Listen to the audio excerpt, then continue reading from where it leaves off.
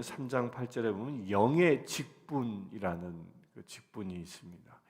그러니까 이 직분이 뭐냐? 새 언약의 일꾼된 직분이고 또한 영적인 직분을 받은 자라는 겁니다. 그러니까 새 언약이 뭐죠? 새 언약은 예수 그리스도로 말미암아 구원을 얻고 예수 그리스도로 인하여 우리가 새 하늘과 새 땅의 주인 된다라는 그 새 언약입니다. 율법으로 말미암아 하나님의 백성이 되는 것이 아니라 예수 그리스도의 그 복음으로 인하여 하나님의 그 복음에 의하여 구원받는 그 놀라운 은혜, 이것이 새 언약입니다. 이 새 언약의 일꾼이라는 말은 뭐예요? 그 새 언약을 세상 가운데에 전하는 자라는 겁니다. 새 언약의 일꾼은 새 복음, 곧 예수 그리스도의 복음을 세상에 선포하는 자를 새 언약의 일꾼이다라고 말합니다. 그러니까 우리는 그 새 언약의 일꾼인 것이죠. 그리고 영의 직분이라고 얘기합니다. 그 영의 직분은 뭐예요? 영의 직분은 성령에 의하여 충만한 자, 그래야 성령에 의하여 주님의 사역을 감당하는 사람을 영의 직분자라고 말합니다.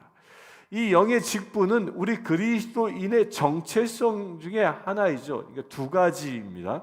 제가 늘 말씀드리지만 올바른 신앙생활은 말씀과 성령이 균형을 이루어 나아갈 때, 이것은 마치 수레바퀴와 같아서 이 수레의 양쪽의 바퀴의 크기가 똑같을 때에 운전자가 원하는 대로 방향을 잡고 갈 수 있는 것처럼 이 새 언약 말씀의 바퀴와 또한 이 영의 직분, 그 영의 크기가, 이 성령의 역사가 동일하게 같은 크기로 굴러갈 때 주께서 이끄시는 대로 살아갈 수 있다는 겁니다.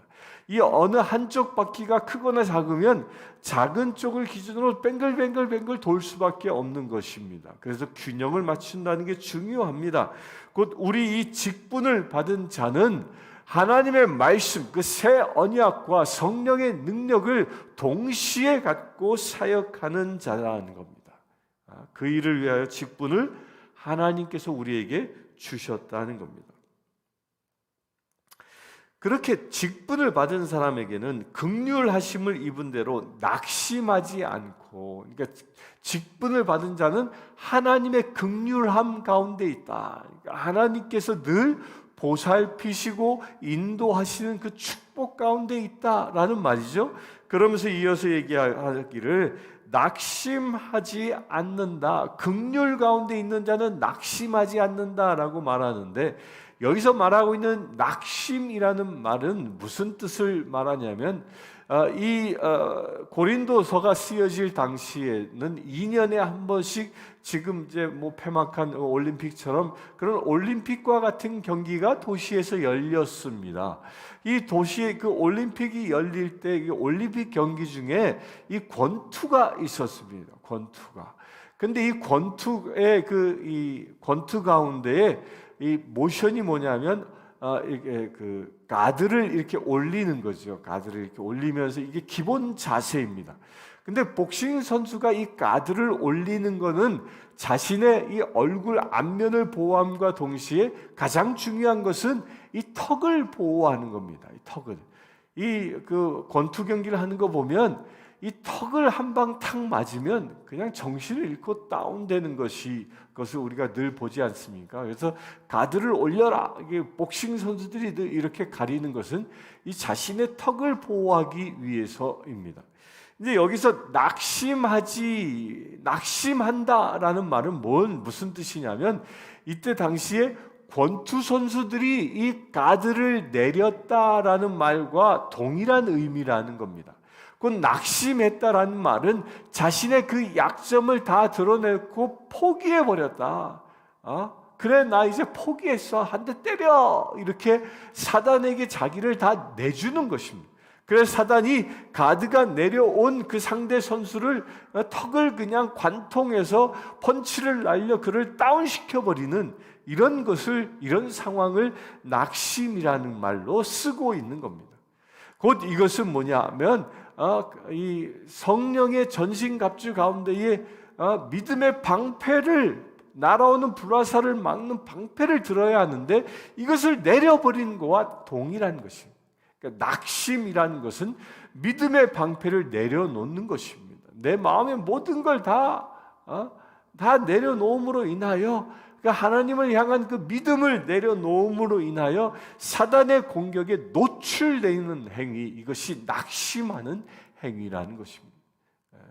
곧 우리 하나님의 일꾼들은 그렇게 사단의 공격으로부터 이 무방비하게 내려놓지 않는다는 거예요. 믿음의 방패로 나의 약점을 철저히 가리는, 그래야 사단이 공격해 와도 불화살을 꺼뜨려 버릴 수 있는 믿음의 방패로 방어할 수 있는 이런 자세를 갖는 자가 누구라고요? 하나님의 직분을 받은 자의 모습이라는 겁니다. 자기를 잘 지킬 수 있어야 합니다. 2절, 이에 숨은 부끄러움의 일을 버리고 속임으로 행하지 아니하며 하나님의 말씀을 혼잡하게 하지 아니하고 오직 진리를 나타내므로 하나님 앞에서 각 사람의 양심에 대하여 스스로 추천하노라. 만일 우리의 복음이 가리었다면 망하는 자들에게 가리어진 것이라. 그 중에 이 세상의 신이 믿지 아니하는 자들의 마음을 혼미하게 하여 그리스도의 영광의 복음의 광채가 비치지 못하게 함이니 그리스도는 하나님의 형상이니라. 숨은 부끄러운 일을 버리고 속임으로 행하지 아니하며 하나님의 말씀을 혼잡하게 하지 아니한다. 어떤 사람들이 하나님의 직분을 받은 사람들은 이 하나님의 말씀을 혼잡하게 하지 않는다, 속이지도 아니한다라는 말입니다. 왜 이 말을 사도 바울이 고린도서에서 쓰고 있냐면 그때 당시에 독버섯처럼 번지고 있었던 영지주의 그 이단에 대한 경고를 하고 있는 겁니다. 그 이단이 교회에 들어와서 교회의 복음을 혼잡하게 만들었습니다. 하나님의 말씀을 혼잡하게 만들어 진리의 이 선명함을 잃어버리게 만들었던 것이죠. 그래서 이 영지주의의 위험성이 뭐였습니까? 믿음 따로, 삶 따로. 내가 한번 구원받았으면 내 삶이 어떻게 살아가든 그 구원은 보장된 것이야 라고 가르쳤던 것. 그래서 그들은 예수 그리스도를 믿었다라는 이 사실 하나만 믿고 자신의 삶을 전혀 바꾸지 아니하는 옛사람의 모습 그대로 살아가는, 분당질을 하고 간음을 하고 심지어는 자신의 계모와 같이 살고 뭐 이런 일들, 그런 추잡한 일들을 가능하게 했던 이런 말씀을 혼잡하게 했던 영지주의의 그런 독버섯들에 빠지지 말라는 것입니다. 지금 현대 교회도요, 이 사단이 교회를 무너뜨리는 방법이 여러 가지가 있는데 그 중에 아주 대표적인 게 이단에 의하여 교회를 무너뜨리게 만드는 겁니다. 이 마지막 때가 가까웠음을 참으로 우리가 실감하지 않습니까? 기후학자들은 지금 지금의 속도대로 이 기후가 변하면, 산업화에 의하여 기후가 변하면 이 지구가 앞으로 100년 이상 견디지 못한다고 얘기합니다. 100년까지도 못 갈 것이다 라고 얘기합니다. 그것도 아주 길게 봤을 때 환경운동을 잘하고 모든 사람들이 다 전기차를 타고 다니고 화석 연료를 사용하지 않고 뭐 그럴 때 길게 봤을 때 100년이라는 거예요. 인구의 숫자가 점점 늘어나지 않습니까? 지금 이제 벌써 인구가 77억을 돌파했습니다. 이제 곧 몇 년 후면 이제 80억을 돌파할 것이고, 또 그 수는 이 인구의 늘어나는 수는 점점 더 짧은 시간 동안 더 많이 늘어나게 될 것입니다. 그렇게 인구가 폭발하면서 이 지구의 종말의 때가 가까이 오고 있다는 겁니다. 이렇게 종말의 때가 가까이 올수록 곧 이것은 무엇을 의미해요? 주님의 나라가 임할 그 때가 점점 가까이 온다는 겁니다. 이렇게 점점 가까이 올수록 무엇이 창궐하냐면 이 이단들이 창궐하는 겁니다. 저는 신천지라는 그 이단이 이 한국 교회를 또 이것도 또 해외 지부까지 있습니다. 미국 땅에도 신천지가 들어왔다고 하는데 이렇게 신천지가 막 그 극렬하게 활동하는 그 중요한 그 사인은 주님의 나라가 가까이 왔다라는 사인이 아닐까 싶습니다. 모든 사람들의 믿음을 빼앗아가기 위하여 신천지가 우리의 모든 믿음들을 혼미케 하기 위하여 혼잡하게 하기 위하여 그리하여 구원에 이르지 못하도록 마지막 때 우리가 주님의 들림 받지 못하도록 그 사단이 그렇게 일하고 있는 것이죠. 그 이단이 창궐한 모습을 볼 때에 여러분들 그것에 주의해야 하기도 하지만 이단이 창궐하면 창궐할수록 주의 나라가 가까이 왔음을 우리가 깨달을 수 있게 되길 바랍니다.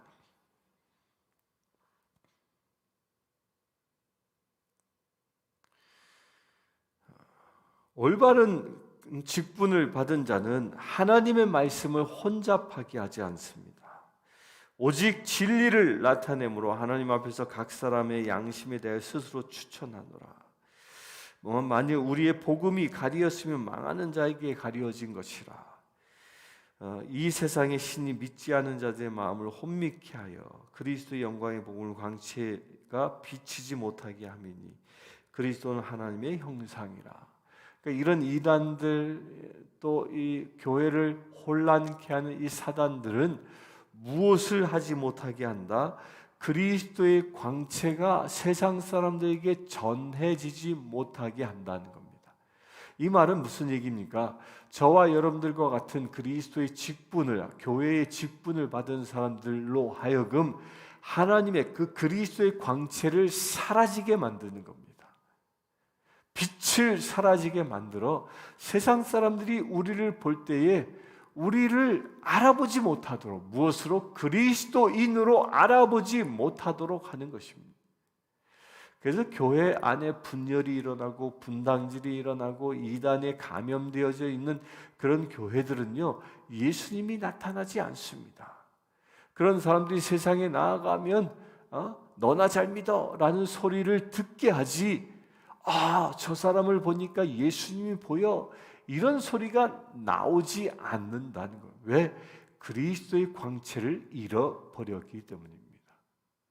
그러나 우리가 오직 진리를 나타내고 오늘 말씀 그리스도의 그 직분자답게 새 언약 말씀으로 무장하고 또한 영의 직분 성령으로 충만해져 있으면 우리를 바라보는 사람들은 우리를 통하여 그리스도의 광채가 보여진다는 겁니다. 여러분들 그와 같은 믿음으로 오늘 또 살아갈 수 있게 되길 바랍니다. 5절 봅니다. 우리를 전파하는 것이 아니라 오직 그리스도 예수의 주 되신 것과 또 예수를 위하여 우리가 너희의 종된 것을 전파함이라. 그러니까 그렇게 그리스도의 광채를 내는 그 이유가 무엇입니까? 그리스도를 전파하고 있는 것. 또한 그리스도를 전파하는 그리스도가 주님이십니다. 만왕의 왕이십니다. 라는 것을 선포함과 동시에 그렇게 선포하는 우리들은, 그리스도의 직분을 가진 우리들은 세상에서 어떻게 살아갑니까? 우리가 우리의 동료들을, 곧 우리의 믿음의 동지들을, 또한 불신자들을, 그들을 섬기는 자로 살아간다는 겁니다. 이 말은 바꿔 얘기하면 이런 것입니다.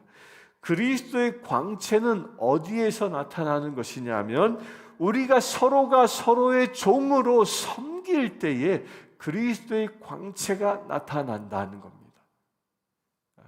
이게 예수님의 역사이죠.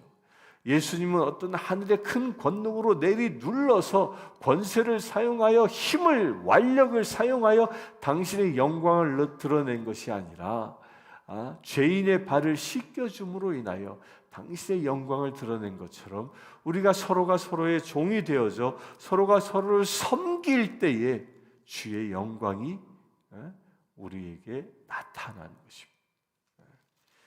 우리는 서로의 종임을 분명히 이야기합니다. 6절을 봅니다. 어두운 데 빛이라 말씀하셨던 그 하나님께서 예수 그리스도의 얼굴에 있는 하나님의 영광을 아는 빛을 우리 마음에 비추셨느니라. 어두운 데 빛을 비치라. 천지 창조 때 이야기를 말하고 있죠. 창세기에 나와 있는 그 빛, 어둠 가운데 빛이 비추어지는 환하게 밝히셨던 그 빛이 지금 누구에게 임하여 있느냐 하면 우리에게 임하여 있다는 거예요. 우리 안에 어두운 그늘들이 있습니까? 어려움들이 있습니까? 사단